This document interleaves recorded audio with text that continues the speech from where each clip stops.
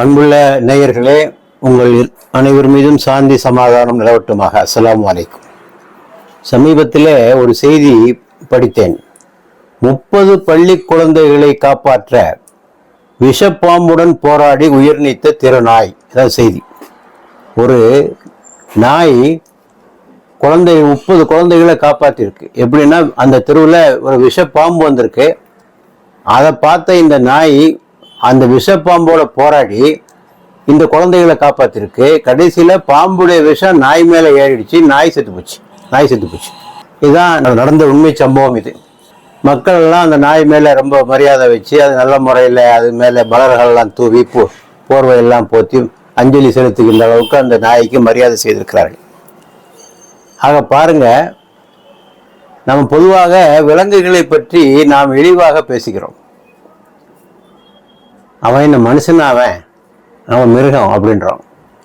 இவனே சொல்றான், என்ன கோபத்தை ஏத்தாத, நான் விலங்கா மாறிடுவேன், மிருகமாயிடுவேன் அப்படிங்கிறான். இப்படி எல்லோரும் விலங்குகளை குறித்து இழிவாக பேசுகின்ற ஒரு நிலையை நாம் பார்க்கிறோம். ஆனால் இந்த விலங்குகள் மனிதர்களுக்கு பல உதவிகளை புரிந்திருக்கின்றன. நாம் இப்போது சொன்ன அந்த உதாரணத்தை பாருங்கள். இது எப்போது நடக்கின்ற சம்பவம் அல்ல, பல தருணங்களில் நடந்திருக்கிறது. நாய்கள் வீட்டுக்காரரை திருடரை காப்பாற்றிய செய்திகளை அடிக்கடி படிக்கிறோம். குழந்தைகளை காப்பாற்றிய செய்திகளை படிக்கிறோம். ஆக இதெல்லாம் உண்மையான செய்திகள். ஆக இவையெல்லாம் மனிதனை விட விலங்குகள் சிறப்பாக நடந்து கொள்கின்றன என்பதை நாம் பார்க்கிறோம். விலங்கை பத்தி குறைச்சி பேசுறதுக்கு நமக்கு என்ன தகுதி இருக்குன்னு எனக்கு ஒன்றும் புரியல. விலங்குகள் நம்மை விட கீழானவை தான். எதில்? அறிவில். ஏனால் அவை 6 அறிவு படைத்தவர், நாம் 6 அறிவு படைத்தவர்கள், அவர் 5 அறிவு படைத்தவர்கள். அந்த வகையிலே நம்மை விட அறிவில் குறைந்தவர்கள் ஒன்று. மற்றபடி அவர்கள் விலங்குகளை உண்ணுகின்றன. புலிகளும் சிங்கங்களும் மானை கடித்து கொதறி சாப்பிடுகின்றன. இதையும் ஒரு இழிவாக பேசுகிறோம். அது அதனுடைய இயற்கை. அவற்றை சாப்பிட்டு தான் அவர் உயிர் வாழ வேண்டும். அத்தோடு ஒன்றை கவனியுங்கள், அந்த விலங்குகள் தங்களுக்கு எவ்வளவு தேவையோ அந்த இறையை மட்டும்தான் அது உண்ணும். ஒரு புலி ஒரு மானை அடிக்கும், ஒரு ஆட்டை அடிக்கும், அவ்வளவுதான். புலிகள் எல்லாம் கூட்டமாக சேர்ந்து மானினத்தையே அழித்தன என்ற செய்தியை கேள்விப்பட்டிருக்கிறீர்களா? சிங்கம் எல்லாம் திரண்டு ஆடுகளையே அழித்தன என்று கேள்விப்பட்டிருக்கிறீர்களா? இல்லை. ஒரு ஆட்டை அடிக்கும், ஒரு மான் அடிக்கும், போயிடும்.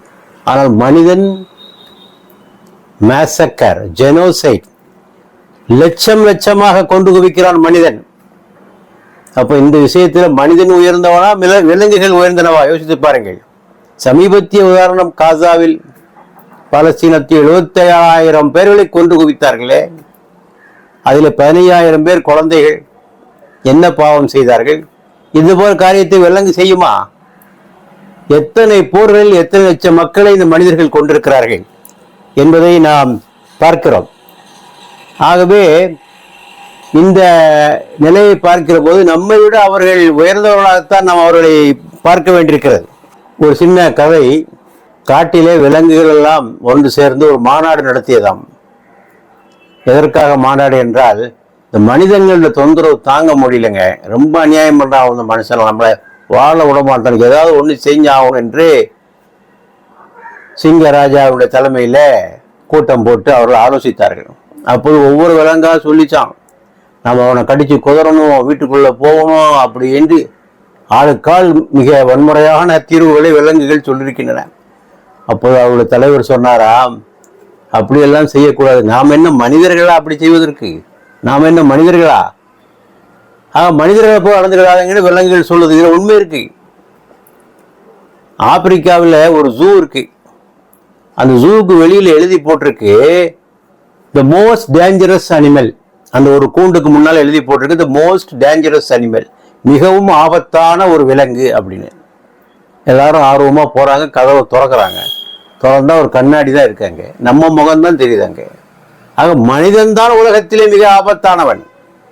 விலங்குகள் அப்படி ஒன்றும் மனிதர்களுக்கு பெரிய கேடுகளை ஒன்றும் செய்ததில்லை. அமெரிக்காவிலே குடியேறி அங்குள்ள பூர்வீக குடிமக்களை எல்லாம் ஒழித்ததா விலங்குகள்? ஆஸ்திரேலியாவிலே குடியாறி அங்குள்ள பூர்வீக குடிகளை ஒழித்ததா விலங்குகள்? இல்லையே, மனிதன் தானே இவற்றை எல்லாம் செய்தான். ஆகவே விலங்குகளை இழித்து பேசுவதை நீங்கள் நிறுத்திவிடுங்கள். குர்ஆன் கூட விலங்குகளை பற்றி மோசமா பேசியிருக்கு.